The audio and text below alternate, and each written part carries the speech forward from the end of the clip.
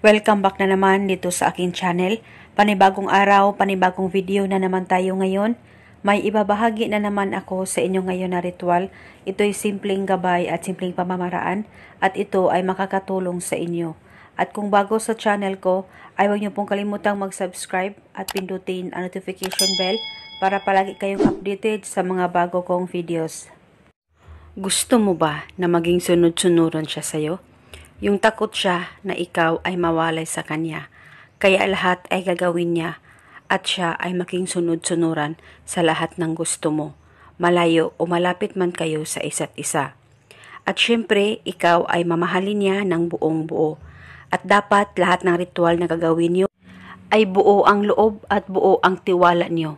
At sabayan niyo po ito ng dasal. At gawin itong ritual sa kahit na anong araw o oras na gusto mo. Ang gagawin mo lamang, kumuha ka lamang ng garapon o bote na may takip. At pagkatapos, kumuha ka rin ng papel at panulat at isulat mo ang pangalan at apelido ng target o ng taong gusto mong gawan ng ritual ng 7 beses.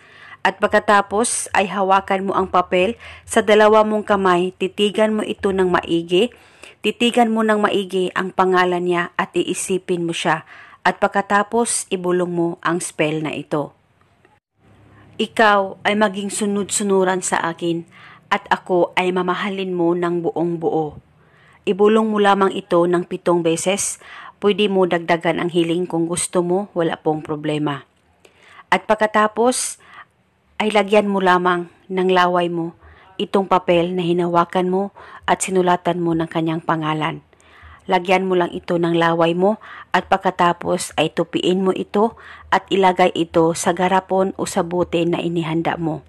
At pagkatapos mo nang malagay itong papel, lagyan mo rin ito ng kahit 1 kutsarang asin at pagkatapos ay takpan mo na ito. At itago ito sa safe na walang makakakita at makakaalam. At itago itong ritual pang matagalan at hindi na po ito kailangan pang bulungan araw-araw. Basta itago mo lang ito na hindi po magalaw ng iba.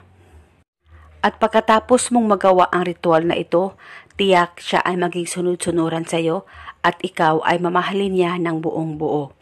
At ito muna sa ngayon. Maraming salamat po sa panonood. May God bless.